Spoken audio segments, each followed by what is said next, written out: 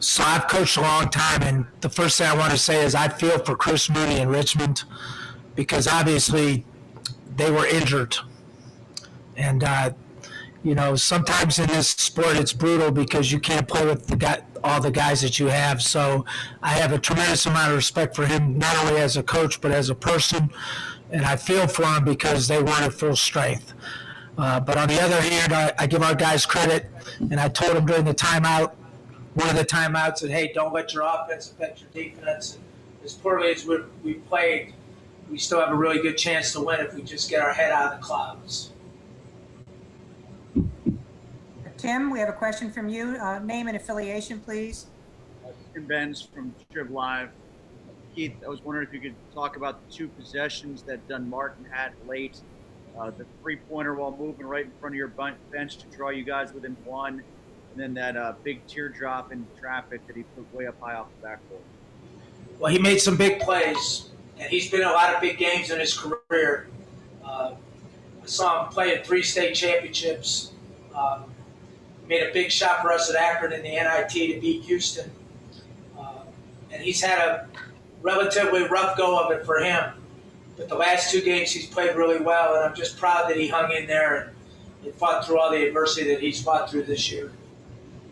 I mean, like I've said many times, he should be able to do what he does at his size, but he does. And when he plays well, we have a chance to beat most people. Jerry? If you mentioned your guys had their heads in the cloud a little bit, how did you or your staff or maybe your own teammates get their heads out of the clouds so they could finish the game like they did? I think it's pretty much on them, Jerry. I laugh sometimes when people say, well, coach didn't have them ready to play or whatever. A lot of times it's just the mindset of the players. And, this game was very, very similar to the last game. Although both teams played better offensively the last game, it was the same spurt at the same time, and then they made more plays than us when it mattered. And tonight, we made more plays than them. Now, in fairness to them, Gold's got a broken finger or hand, and Blake Francis, who's arguably one of the best scorers in this league, is hurt. So they didn't have as much pop, but we've been through some of ours as well. We've had some adversity this year as well. So I give our guys a lot of credit. Zach, go ahead. Keith, Zach Weiss, Pittsburgh Sports Now and Atlantic10.com. Just could you describe your defensive effort that last 9.5 minutes? They didn't make a single field goal, and that really allowed you guys to close the game. Well, I didn't know that. But I thought we were relatively poor for most of the game defensively. But I guess if you play good defense the last 9.5 minutes, you have a chance to win. So, I thought Mike Hughes, Marcus, all those guys kind of picked it up. And then, you got to give Chad Baker a lot of credit. He had kind of a rough start, but he made a couple really big plays both offensively and defensively. For a young guy, he has no fear. Alan, go ahead. Alan Saunders, Pittsburgh Sports Now. Keith, Mike Hughes started 1 for 9. You kept going to him. Did you feel like they were going to eventually come if you kept going to him? He's a good player, and he's been reliable all year for us. So if I was going to go down, I'm going to go down with somebody that's been a good player for us. Now, again, we made a few little adjustments that helped us, just what we were doing offensively. But, Marcus and Mike have to play well for us to win. And so I give them credit again for rallying themselves.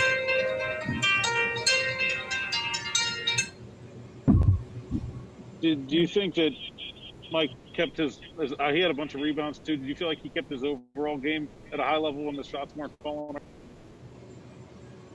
I mean, we all had some emotional issues along the way, right? There's nothing worse than playing poor offensively and trying to play hard on defense. So he played really good when it mattered. That's kind of how I see it. He made some really good defensive plays and some good plays when it really mattered, as did Tavian, as did Marcus. Tobias, go ahead. You're muted. Tobias Wilbur on Pittsburgh Post-Gazette. What did it mean to you to see Chad You know, he had a couple times where he could have gotten to some trippy stuff, but he avoided it. What did it mean to you to see him kind of just stay focused on the cause of winning the game?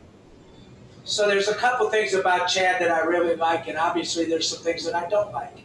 But the one thing about Chad is he's competitive and he wants to win and he's very confident. Competitive, wants to win, and he's very confident.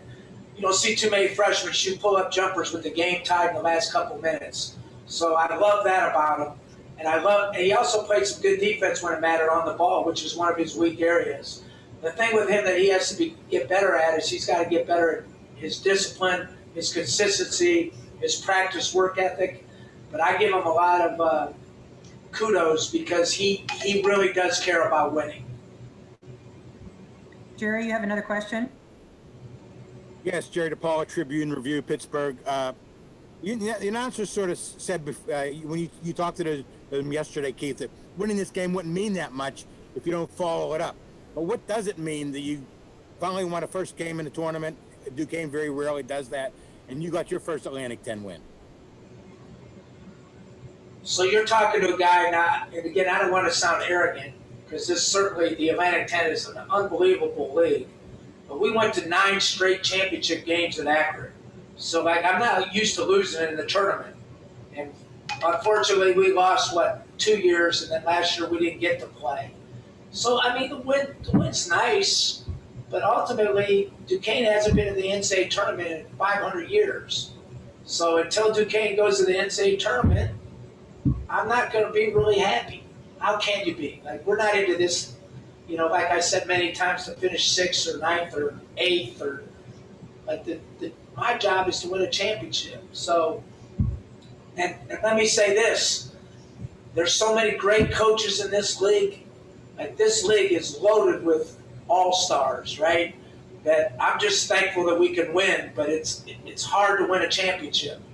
And there's a lot of guys in this league that have been to the Sweet 16, that are high-level coaches. So I'm glad for the opportunity to compete against such great coaches. I didn't answer that, but it was good enough. Coach, we have a question from one of our fans who's watching on Facebook. He or she wants to know, was it different prepping for this championship based on the COVID protocols than it has been in the past? The whole year's been a mess, quite honestly. There's no rhyme or reason. There's no consistency. For us, we've started and stopped so many times, I just feel badly for the kids because it's been a rough thing emotionally for them, and it's been rough on me, really, because I'm a creature of habit. So the prepping has been very difficult. It's been very, very difficult.